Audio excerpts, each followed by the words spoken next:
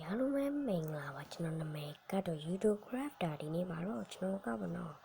YouTube မှာကျွန်တော်တို့ cartoon logo တွေပေါ့နော်ကျွန်တော်ဘယ်လိုလုပ်လဲဆိုတော့ကျွန်တော်ပြပြပေးသွားမှာဖြစ်ပါတယ်အရင်ဆုံးကျွန်တော်တို့က Play Store ထဲကိုတောင်းလိုက်ပါမယ် Okay Play Store ထဲကိုရောက်ပြီဆိုရင်ဒီနေရာမှာကျွန်တော်တို့က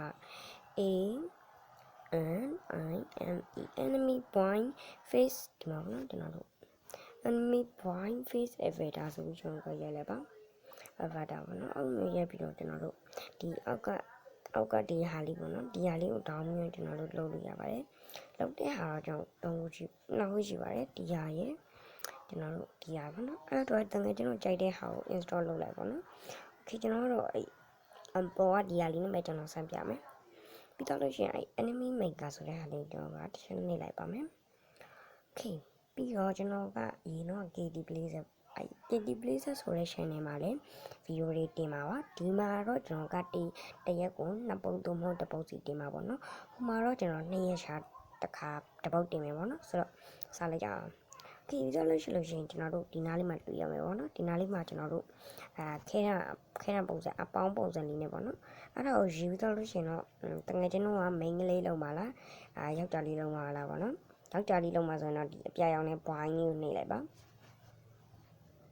ပြီးရင်တော့ loading ဆိုပေါ်လာပါလိမ့်မယ်ပြီးရင်ကိုကြိုက်တဲ့ပုံစံပေါ့နော်ကိုကြိုက်တဲ့ပုံစံကိုယူပြီးတော့ကျွန်တော်စလုပ်လို့ရပြီဖြစ်ပါတယ်โอเคတကယ်ချင်းတော့လည်းကိုကြိုက်တဲ့ဟာကိုယူလို့ရပါတယ်ညက်လုံးအဲ့လိုမျိုးပေါ့နော်စိတ်တူတဲ့ပုံစံတို့စိတ်ကြည်နေတဲ့ပုံစံတို့စပင်းကတော့ကိုကြိုက်တဲ့ဟာဒါလေးကြတော့ပေါ့နော်โอเคဒီမှာကျွန်တော်ကတော့ဒါလေးနဲ့လုပ်ပေးလိုက်မယ်ပြီးရင်တော့ဒီမှာရောက်ဒါကိုဖြစ်လိုက်ပါမယ်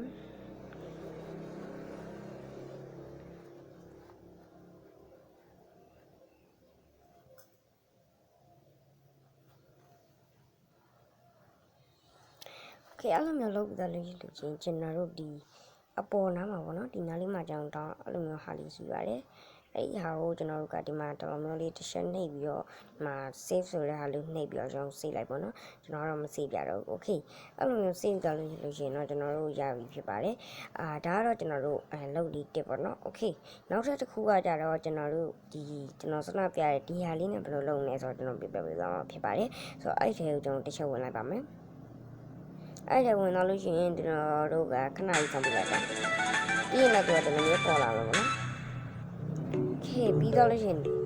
မှာပေါ့နော်ကျွန်တော်စနာလိုပဲဒီဘက်ကဘေးနားလေးမှာပေါ့နော်ဒီမှာဝိုင်းပုံစံလေးအဲ့ဒီဟာလေးကိုတစ်ချက်နှိပ်ပြီးတော့မန်ဒီလုပ်ပြီးလိုက်ပြီးရင်တော့ဒီမှာကျွန်တော်ကဝိုင်းစပင်ယူပြီးလိုက်ပေါ့နော်ယူပြီးတော့ကျွန်တော်တို့ဒီမှာမျက်လုံးလေးထားလိုက်ပါနော်ခေဒါကတော့ကျွန်တော်လောက်ရတာကတော်တော်လေးတော့လုပ်လို့ရတယ်ပေါ့နော်အများကြီးပါပါတယ်ဒီမှာခေကျွန်တော်အတန်းတော့ပိတ်ထားလိုက်မယ်ပါလဲဆိုတော့နည်းလေးနားကြီးလို့ပေါ့နော်ဒီမှာ mask ဒီပါလေးတက်လို့ရတယ်ကျွန်တော်တော့မျက်မှန်နဲ့လုပ်လိုက်ပါပြီးတော့လို့ရှိရင်တော့ကိုလိုက်တဲ့ပုံစံထားလိုက်ပါနော်ခေပြီးရင်အင်းကြီးကတော့ဒီမှာဒါမင်းကလေးဝတ်စားရပေါ့နော်ဒီယောက်ကတော့ကျွန်တော်ယောက်ျားလေးပေါ့โอเคကျွန်တော်ဒါလေးနဲ့လုပ်လိုက်မယ်ပြီးရင်အနောက်ကဒီမှာတလူမျိုးလေးလည်းတက်လို့ရတယ်ပေါ့နော်